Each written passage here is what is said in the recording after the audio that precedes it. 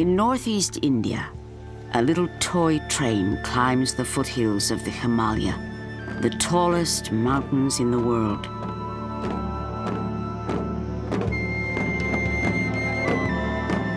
Every morning, Buddhist monks look towards the east, welcoming the sun to the remote mountain town of Darjeeling.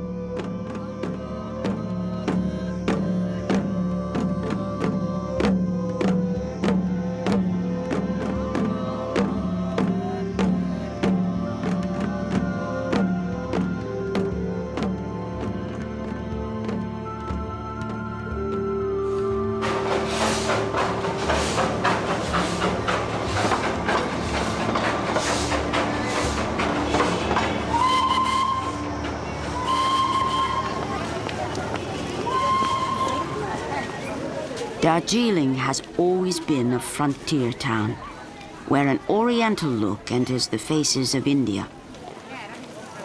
But it also tells of another heritage. The British loved the climate so much, they made it a hill station to escape the heat of the plains below. And the sounds of the train they brought echo up from the valleys.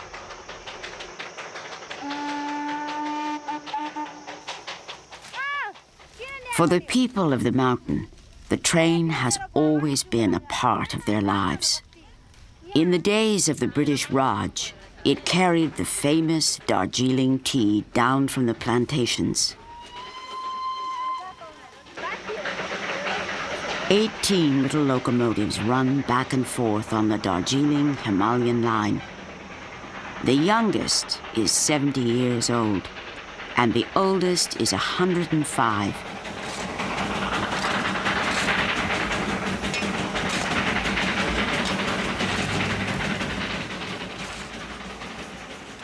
Every day, several trains climb from the plain of the Ganges in about the same amount of time it took Mark Twain when he came to Darjeeling in 1896.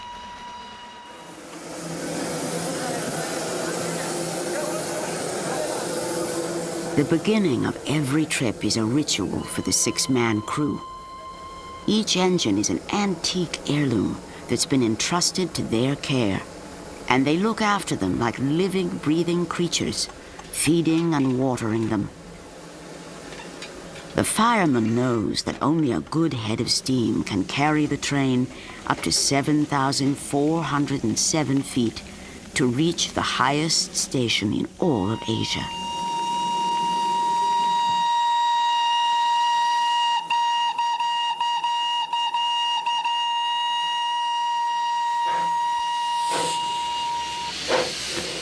With two men riding on front, ready to throw sand on the rails for traction, and a coal breaker riding on top, the train finally sets out.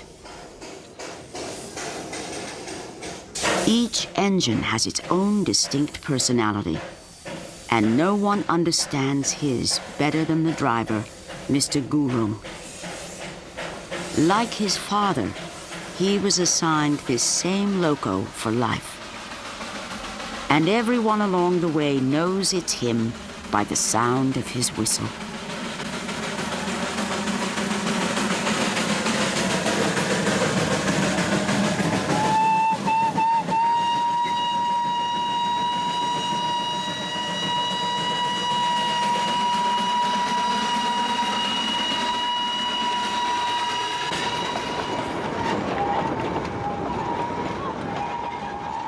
For Shurab Tenduf, one of many who have fought for its preservation, it's a reminder that some things do stay the same, and not to have it would be a great loss. When I was young, people really didn't travel that very much. The airplane hadn't arrived, and the train was an important image for all of us, an escape to the outer world, a chance to see something over the mountains. You had this train which represented to us an opportunity for adventure. We used to jump on and off the train. Tickets weren't that important. There was a chugging, the sound of the movement of the train, the energy of this train. It was like little Tibetan terrier.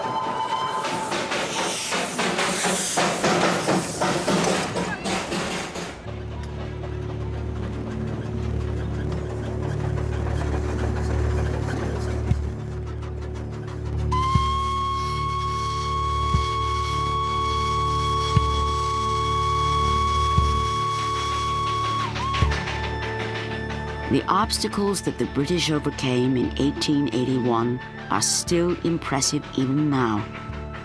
On the foothills of the Himalaya, they had little room to maneuver, and only by ingenious loops and switchbacks and the narrowest of tracks could the little toy train reach the top.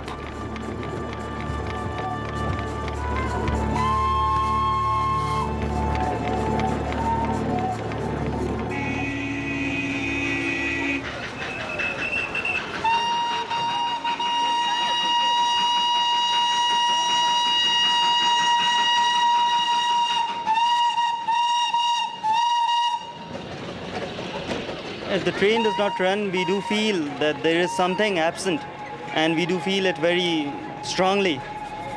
But as long as it is there, yes, it's a part of life. And every day, if we don't see it, we see that something definitely is missing.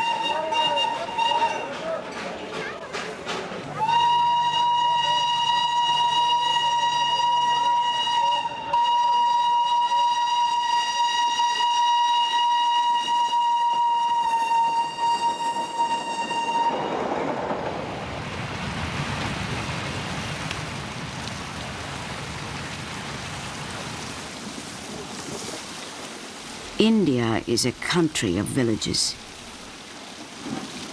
More than 70% of its people live out their lives in a day-to-day existence where there is no hurry. And only the changing seasons mark the passage of time.